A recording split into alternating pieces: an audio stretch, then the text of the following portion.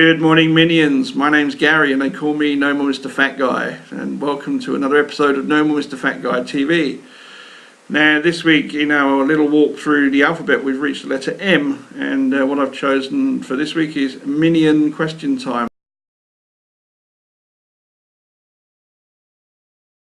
Now, this is based purely on the fact that one of the minions on the Facebook page has asked a question. It happens fairly regularly, and so I figured it might be something we can start adding as a regular feature on these videos.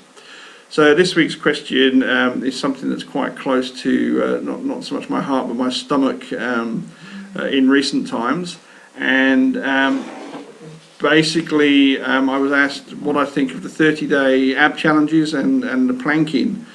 Now, towards the end of last year, I actually got quite enthusiastic, shall we say, about some of these ab challenges, because I've done a lot of reading about needing some good core strength as a runner, and it all kind of made sense. And so I sort of threw myself into a whole series of 30-day ab challenges, and really started to feel the benefits of in terms of sort of like, abdominal strength, and just feeling. I just actually felt as though I was getting this better support as I was running.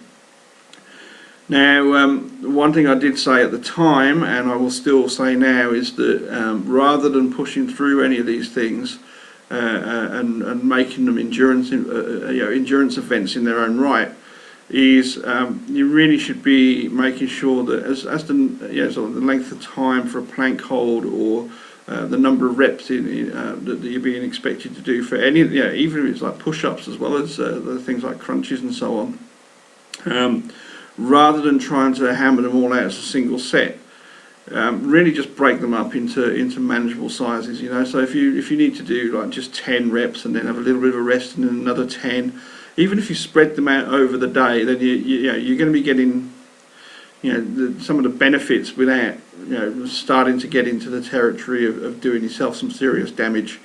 And I do know of people that basically put their back out, and me personally, I actually ended up going a little bit too enthusiastic with it was actually sit-ups, and ended up doing myself some ab muscle damage, which in turn led to the discovery of a small hernia. But we don't know if the hernia was caused by the ab challenges or whether that was just a lucky find. However, subsequent research into particularly crunches and sit-ups has sort of led me on two fronts. Really, first of all, in my situation, as I am now, basically I had 4 weeks ago, I had the operation to repair the hole. Crunches are off the table. They are basically they are not good for people that have had hernias and recovering and had repairs, because it's basically the actual action can weaken and cause more damage, rather than there's a misconception that strengthening the ab muscle actually fixes or strengthens and reduces the risk of hernia, because it's the fascia that's actually damaged as opposed to the muscle itself. But secondly, from a runner's perspective, things like crunches and sit-ups are really not that good, because they are very much activities that shorten the muscle. And this is information not coming from me. This is coming from, because I have no qualification. Take all this with a pinch of salt. But talking to professional physiotherapists and so on, basically the stuff that runners should be doing should be more about lengthening that area, because you're basically you're working against yourself if you're doing exercises that are basically shortening that muscle and reducing the sort of the range of motion in there, and you really that's really reflected in the experience that I had as I got more and more into doing the ab challenges. My long run started to suffer, because basically where I needed to be doing the stretching type movements and the lengthening stuff, so that I would be able to have that support and sustained over a period of time doing the long runs, I was very much shortening and working against what I needed, and finding that I was getting that muscle pain and like the hip adductors and and the ab muscles in particular really started playing up, once I got over 20 odd kilometres. So that's a lesson that I'm taking forward, and so when I get back into my training in a couple of weeks, I'm sticking to my yoga and a bit of stretching, and I've said that I will never do a 30-day ab challenge again, and I intend to stick to it. The plank challenges, planks are good. I mean, planks are actually part of some of the yoga moves, the plank holds, but again, just hold them in a sustainable way that's not going to cause, listen to your body. I mean, if you take the basically the yoga approach to it, is that you just basically do what your body allows you to do, and don't try and push boundaries. If you start feeling pain, it's wrong. It's okay. It's okay to be trying to push your limits, but sometimes if we try and get into hero mode, we're actually setting ourselves up for long-term damage, and really just undoing everything that we want to achieve in the future. So if you've got ambitions to carry on running for any period of time, or just generally, if you're just getting fit generally, and you don't want to hurt yourself, and you don't want to end up doing yourself damage, and you don't want to end up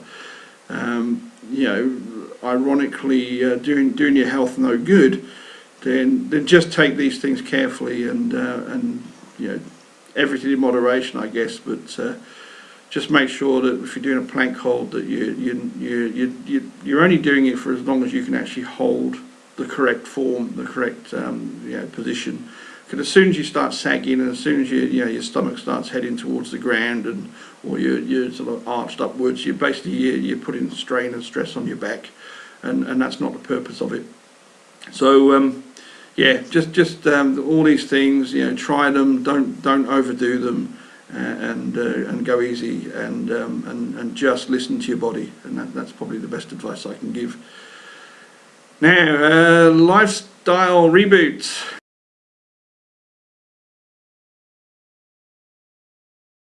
Now, this is something that we started last week, and I'm continuing with this week. I've been basically recording my daily activities in the journal online, so at nomoremrfatguy.com.au, and this, from my perspective, is going really, really well.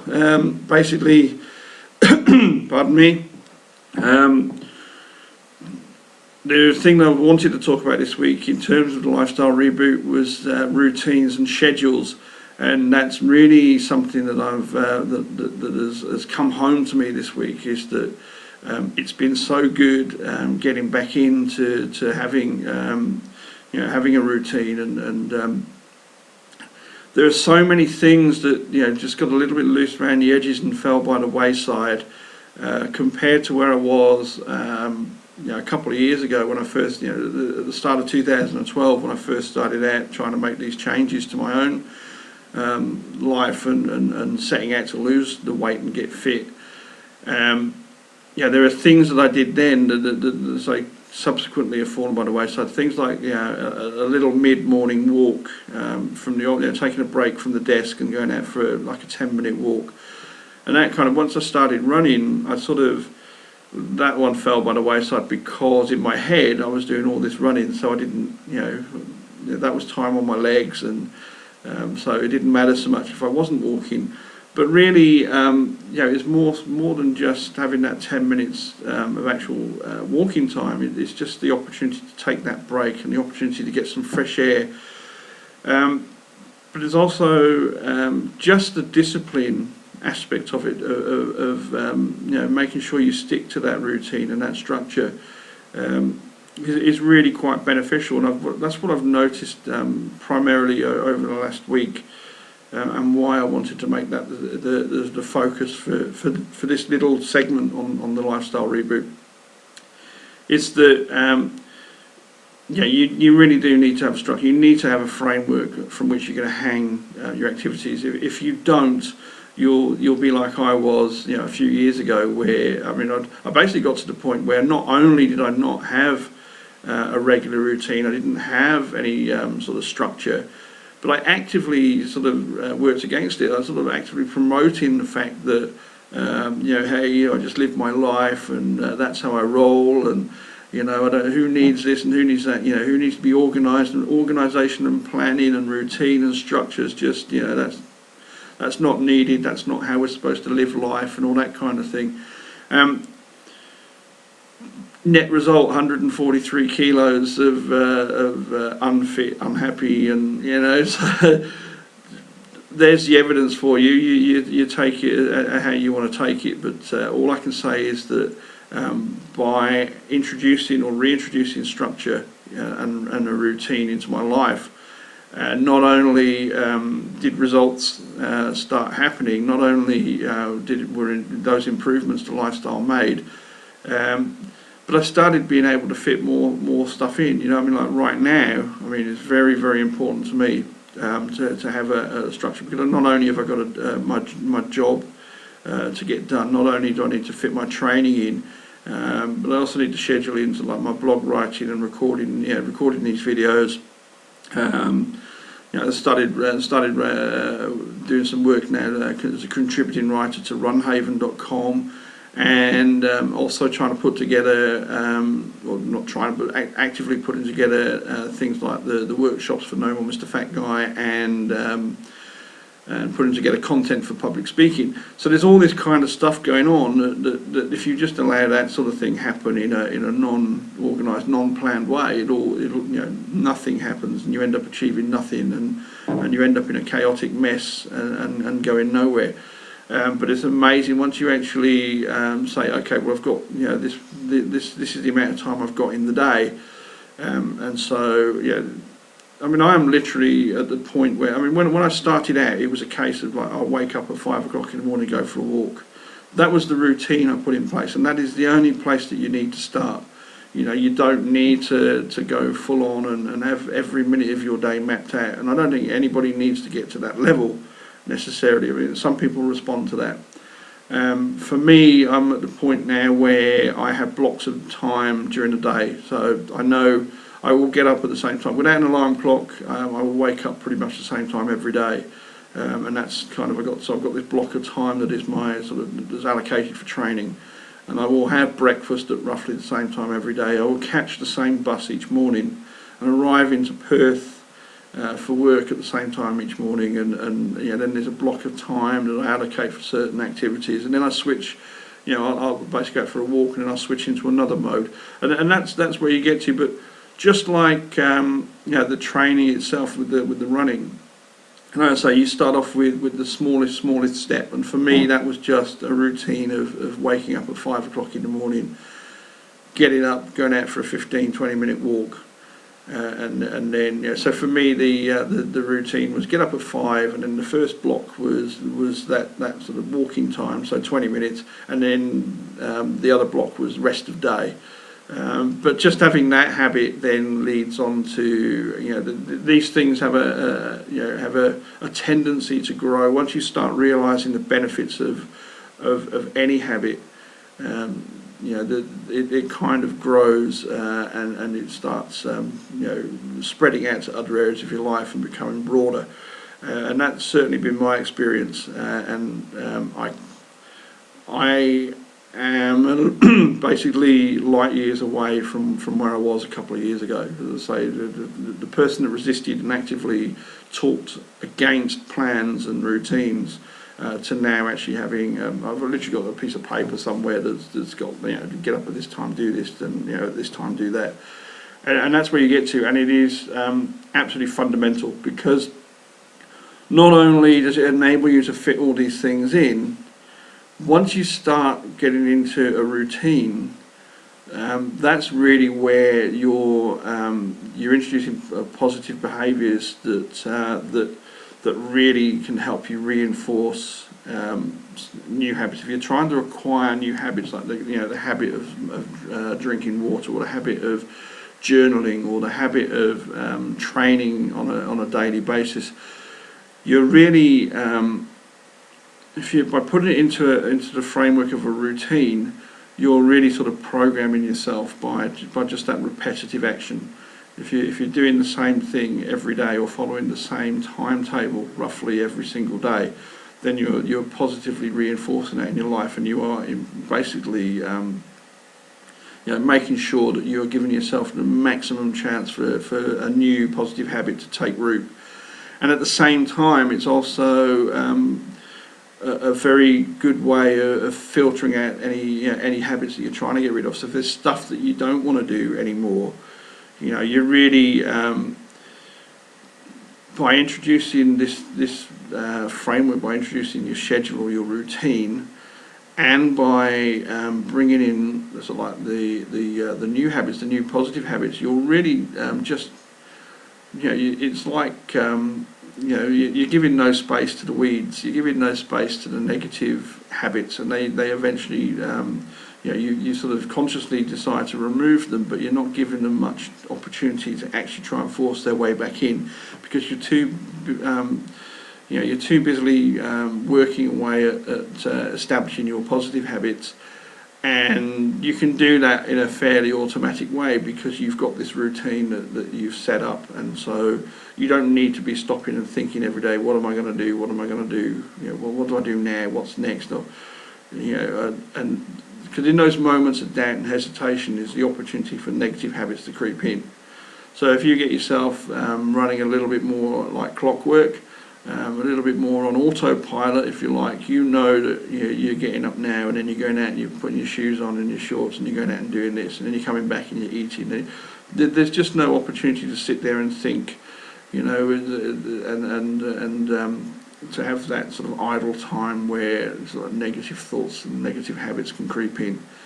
So that's my my big thing for this week is, and the big thing I've really just been reminded of is the power of having a routine and the power of having that schedule. But like I say, don't try and like anything, don't try and just solve everything at once. Don't try and have this grand plan and scheme in place. Just start off by get up at the same time every single day, and then build it from there. But however you do it, however you approach it, whatever works for you, just do your utmost to get that routine in place, because once you've got that there, so much else will flow from that you'll find that everything is a little bit easier than it would have been if you were just doing it all in a chaotic kind of way.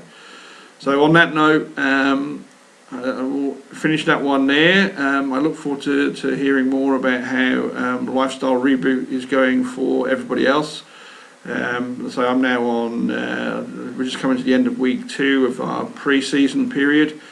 It's been good. It's been a good experience. It's been good to get back to making sure that the water intake's good every day, and having those routines and going for those walks again.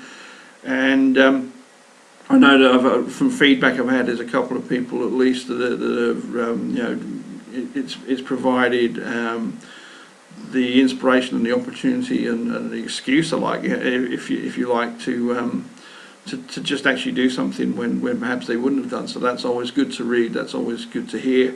I'd love to hear from everybody. Anybody that's finding following along is helping them, or if there's any questions you've got, if there's any advice that you're seeking, then please don't hesitate to contact me. You can private message through the Facebook page.